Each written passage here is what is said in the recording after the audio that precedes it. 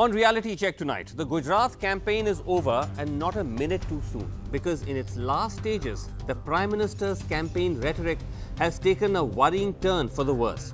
So much so that we've had to return to this lowering of discourse on our show for the second time in 2 weeks. We are not alone. The Indian Express had an editorial out today called No Prime Minister, in which it said that the Prime Minister's none too veiled innuendo in an election speech on Sunday has severely let down his constitutional commitment in office. The import of the PM's statements was inescapable and grim. In one stroke, he labelled his political opponent as unpatriotic and lent the immense weight of his office to a shameful politics of stereotyping that holds all of India's Muslims to be pro-Pakistan and guilty, the Indian Express said. The reference was, of course, to Mr. Modi's suggestion that a dinner meeting at the home of Congress leader Manishankar Iyer may have been part of a Pakistan-backed conspiracy to undermine the Gujarat elections. That quote comes at the end of a week of comments that were unsubstantiated, inflammatory, and often clever distortions. In response to Manishankar Iyer calling him a neech aadmi, Mr. Modi turned the insult into a casteist comment, saying in a speech in Surat that Iyer called him neech jati or lower caste, even though the Congress MP had said no such thing. श्रीमान मणिशंकर अय्यर एमणे કહ્યું આ મોદી તો નીચ જાતિનો છે આ મોદી તો નીચ છે भाइयों बहनों अपमान गुजरात નું છે કે નહીં अपमान गुजरात નું છે કે નહીં अपमान ભારતની મહાન પરંપરાનું છે કે નહીં. Even after the Congress suspended Iyer for the neech remark and Iyer apologized, the Prime Minister persisted, insinuating that Iyer was plotting a hit job on him in collusion with Pakistan. પાકિસ્તાનના લોકો જોડે બેસીને ચર્ચા કરે છે કે હવે મોદી આવી ગયા છે જ્યાં સુધી મોદીને રસ્તામાંથી નહીં હટાવો ભારત અને પાકિસ્તાનના સંબંધો નહીં સુધરે. ભાઈઓ મને કહો કોઈને રસ્તામાંથી હટાવવાનો મતલબ શું થાય? રસ્તામાંથી હટાવવાનો મતલબ શું થાય ભાઈ? Now, this was in reference to an interview that Iyer gave to a Pakistani channel in 2015, where he said only the removal of Narendra Modi as Prime Minister will lead to India-Pakistan peace. Iyer had later clarified to the anchor that he meant a political change of guard. The Prime Minister then turned his guns on Congress MP and leader as well as lawyer Kapil Sibal, who landed in controversy by asking the Supreme Court for a delay in the Babri Masjid verdict till after the 2019 elections. Sibal had supposedly appeared for the Sunni Waqf Board, something he denied. The Congress distanced himself from its remark. But that didn't prevent the Prime Minister from bringing one of the most communally charged issues in India into the Gujarat elections. मैं एक सभा में कहूं कि भाई तमे अयोध्याનો રામ મંદિરનો જે સુપ્રીમ કોર્ટમાં કેસ ચાલે છે 19 પછી કેસ ચલાવો કેમ તો 2019 માં લોકસભાની ચૂંટણી છે એનો અર્થ એ થયો કે 70 વર્ષ સુધી આ મામલો એટલા જ માટે લટકતો રહ્યો છે કારણ તમે હંમેશા ચૂંટણીના હિસાબ કિતાબ કરતા રહ્યા. Yesterday in Patan, the Prime Minister brushed aside the Congress's allegations that a Bluetooth device was used to hack EVMs in the first phase of the Gujarat elections, saying that instead of Bluetooth, the Congress is in the final stages of the Blue Whale Challenge, referring to the supposedly deadly internet game being held responsible for a string of teen suicides. હવે એમને Bluetooth દેખાડવું છે. ખરેખર તો કોંગ્રેસ વાળા તમે આ Bluetooth બોલવાનું બંધ કરો. મુદ્દો છે તમે બ્લુ વેલમાં ફસાણા છો. એટલે તમે 18મી તારીખે આ બ્લુ વેલનો આખરી એપિસોડ જોવા મળશે. Then in Vadodara on Sunday, the Prime Minister said that former Prime Minister Manmohan Singh had backed out of ordering surgical strikes on Pakistan after the 26/11 Mumbai terror attacks. સેનાના એક નિવૃત્ત અફસરે એક રહસ્ય બહાર પાડ્યું. એણે કહ્યું કે 26/11ના હુમલા પછી સેનાએ સર્જિકલ સ્ટ્રાઇક કરવાનો આખો પ્લાન બનાવ્યો. એ પ્લાન બનાવીને પ્રધાનમંત્રી પાસે ગયા. પ્રધાનમંત્રી જોયો પણ કઈ બોલ્યા નહીં. સેનાના અફસરે કહ્યું છે કે કોંગ્રેસ પાર્ટીએ સર્જિકલ સ્ટ્રાઇક ન થાય એ દિશામાં આગળ વધવા માંડ્યું. And finally, the comment that started the storm, insinuating that the Mani Shankar Iyer dinner attended by serving and former Pakistani officials was a sinister plot to ensure the BJP defeat in Gujarat. પાકિસ્તાનના high commissioner,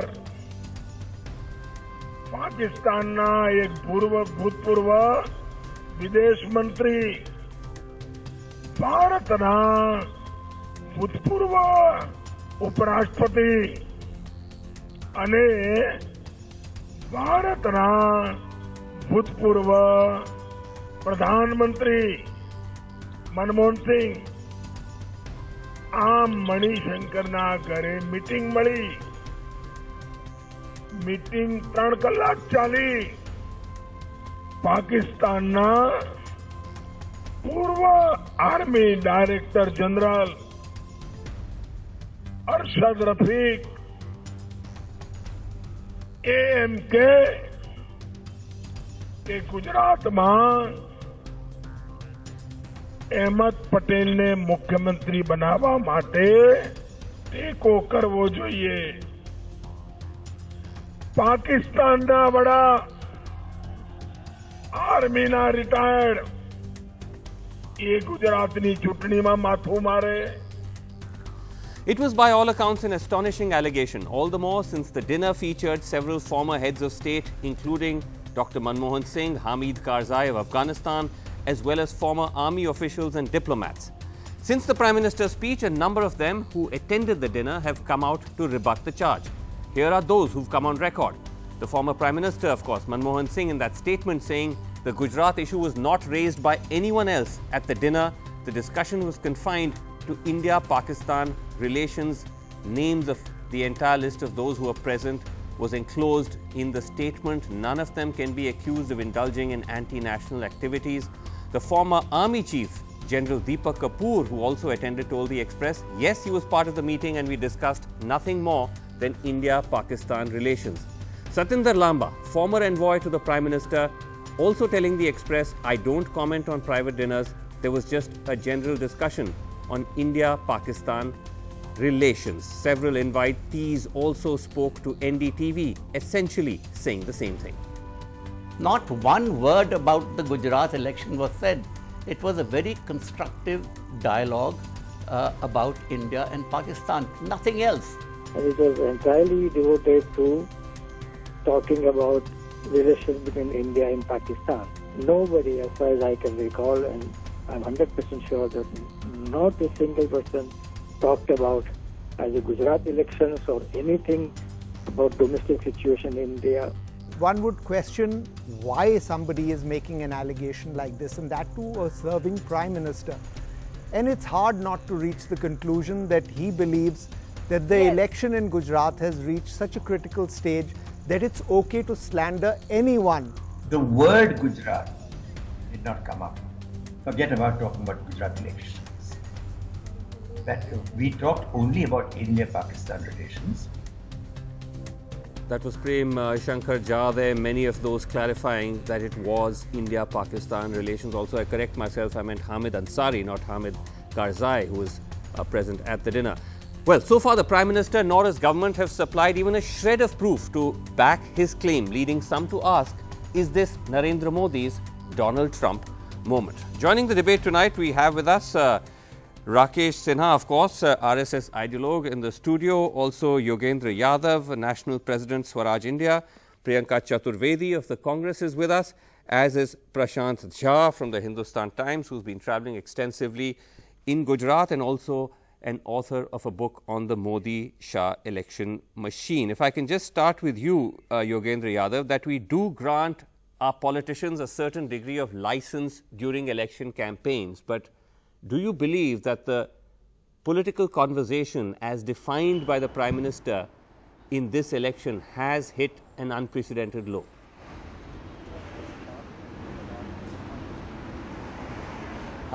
Indeed, it has, Vasu. In fact, it's so ridiculous that to spend energy in saying that it's a lie is actually a waste of time. The evidence that's been supplied, and forget the evidence, forget those who have gone to the dinner and what they have said. Just the idea that ex-Prime Minister and ex-Foreign Minister of Pakistan, sitting commissioner, would sit in a dinner, formal invited dinner, yes, and conspire with each other in order to do something in Gujarat election. This is the whole thing is so ridiculous that you don't even need to waste time in refuting it. The question we should be asking it is, why is it that the Prime Minister is reduced to making such ridiculous statements? Right. It is low, but I would not again spend time in moralizing about how low it is. Yes. It is indeed one of the lowest moments that Indian Prime Ministers have gone. To my mind, the real question is, why is it that the Prime Minister has stooped so low? And to my mind, that is because of the anxiety. I think he clearly knows what's happening in Gujarat. Basically, his party is headed for a defeat. And that's what's pushing him to this kind of a desperation. Wow, okay, so you're still sticking your neck out and coming out and saying that, but can I just take that to Rakesh Sinha, that is this a sign of anxiety by the BJP that the Prime Minister has had to recourse to this kind of rhetoric? I think this discourse is also a part of extension of anti-Modism. There is nothing wrong Prime Minister said. At this juncture, when country is passing through a critical situation with relations with Pakistan is concerned, there is a apprehension of even of war. And we are in the situation. No, but how is this? No, let me come because you are making there are people are making of war. The Prime Minister himself isn't saying that. Let me complete now. Yes. When there is a abnormal situation in Pakistan and there is a apprehension of war, at this junction, who authorized these people? They are the important people. There are certain Lakshman Rekha, undeclared Lakshman Rekha, undefined Lakshman Rekha for ex-Prime Minister. Do you expect that Obama would intervene in the matter of Trump? No, not at all. Manmohan Singh is an active politician. It is a parliamentary democracy. We are not America. I accept this fact. But so when he is meeting, many things are not said. Many things are not expressed. But whole world is watching Gujarat. And I am saying that. I'm trying to understand what is the link between the dinner that the Prime Minister, former Prime Minister Manmohan Singh attended along with all these other officials and the Gujarat elections, because that's the link the Prime Minister made. Because at the, and all of them have come out and said there was no such link. Srinivasan, you go to the Pakistani media. Pakistan Observer is calling Narendra Modi, the person under whose guidance 2,500 Muslims were killed in 2000. They are recalling 2002 now. Down is saying that under Narendra Modi era, Pakistan is not in the position to. Okay, Priyanka Chaturvedi. No, just last. I'm telling you, certain Indian intellectuals. Rootless intellectuals, I would rather call. They have been patronized in the previous system. They have a league with the metropolitan intellectuals of America, Europe, and they are trying to weaken the nationalist consolidation in India. And at every juncture, they are opposing Narendra Modi. You've taken the conspiracy theorizing is almost bursting out of the TV screen. Priyanka Chaturvedi, you want to respond?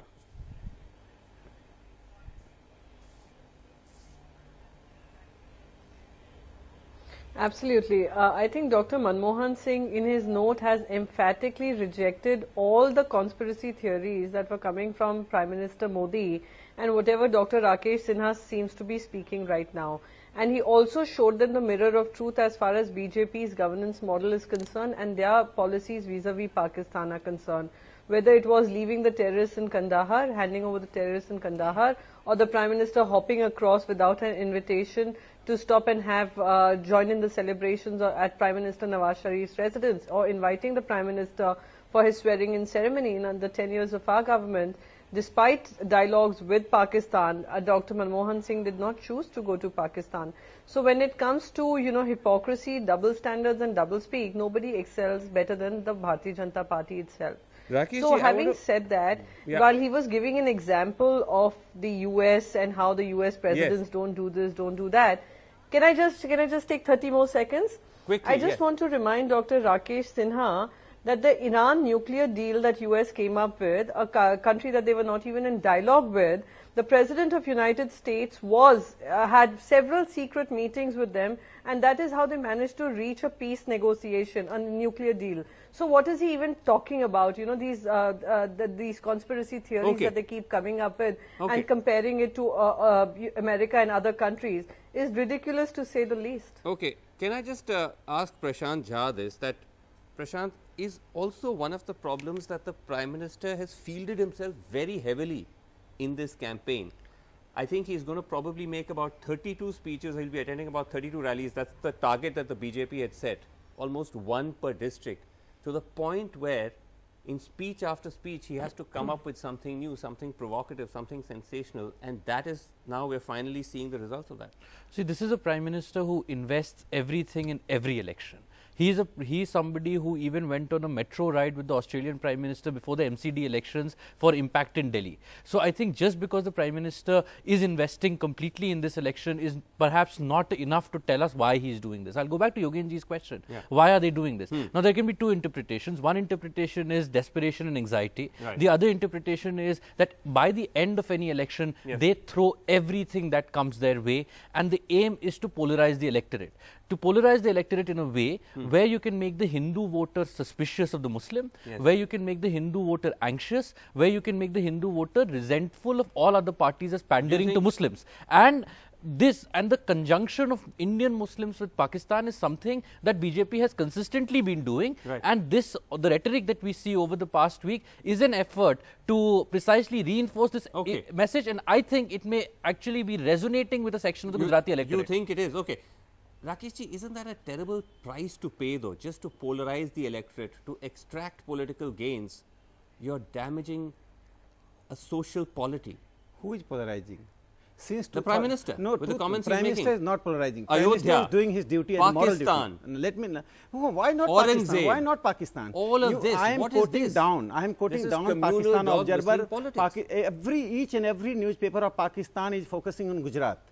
Gujarat has become a gateway of an anti-Modism, and the Kasuri is coming Delhi. They are meeting, and you are talking about a niche. The ontology of niche is the caste. It has originated from the caste identity. Niche word, whenever you say someone niche, it's both ontologically and epistemologically. It is. I think there is a distinction that we should make on the niche comment. The niche comment, the Prime Minister is completely entitled to pick that comment. It was a foolish comment, and any politician would use the opportunity with the other set of comments he has made, particularly on the dinner. I think there's a distinction there. 30 seconds. That's 30 seconds. Okay, Yogendra Yadav. Have they discussed Balochistan? Have they discussed on the dining table of the decline of Hindu population from 10% to 1% in Pakistan?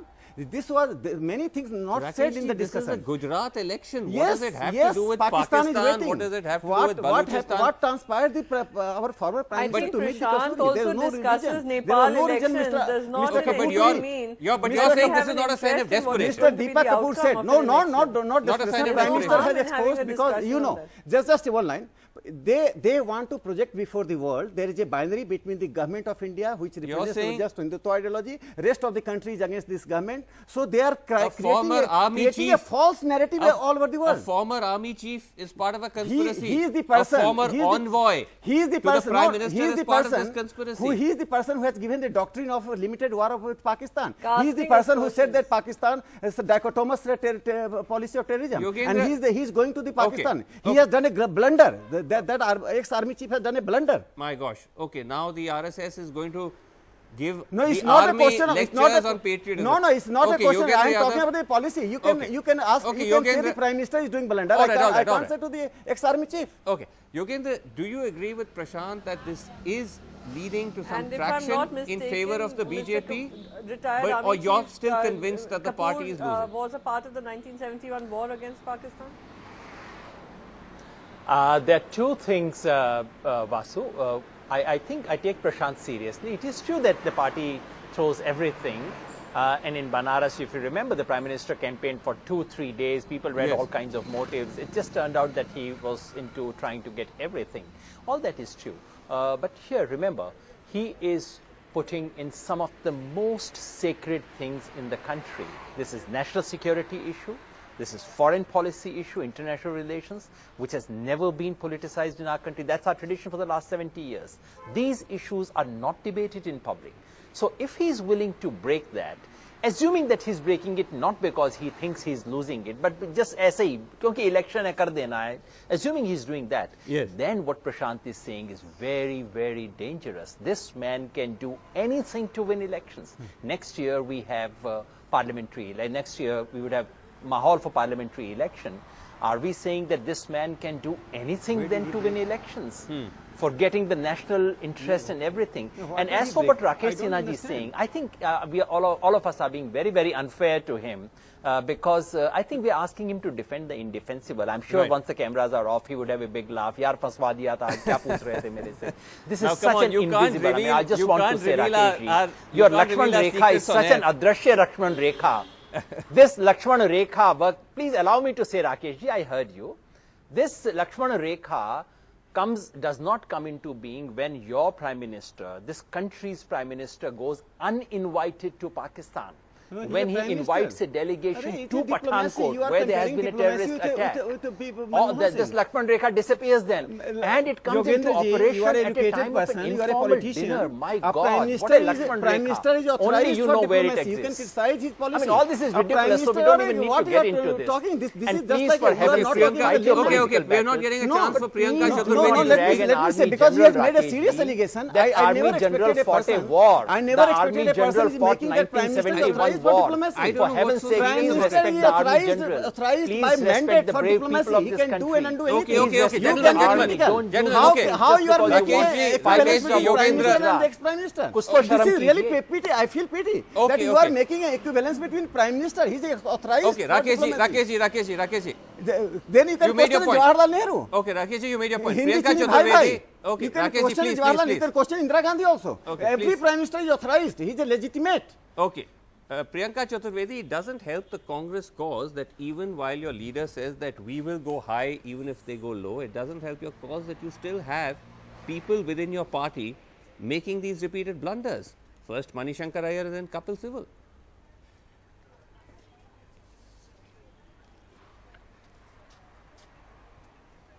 No, as far as Mr. Manishankar Iyer is concerned, it also has to do with the decisive leadership that Rahul Gandhi has shown. He has suspended him and he publicly tweeted asking him to apologize to the Prime Minister. We just expect one thing from the Prime Minister now. And I think it becomes the responsibility of all political parties to change the narrative that is doing the rounds during every election. And all I'd like to say here, we would expect the Prime Minister, the minimum we can expect from him is to respect certain institutions like the army, like the Prime Minister's chair, and give some dignity to the discourse, bring in that dignity to the discourse. We have walked the talk. We would hope that the Prime Minister does the same. We have stuck to the issues while the Prime Minister has brought in Pakistan, conspiracy theories, etc., etc., Mandir Masjid.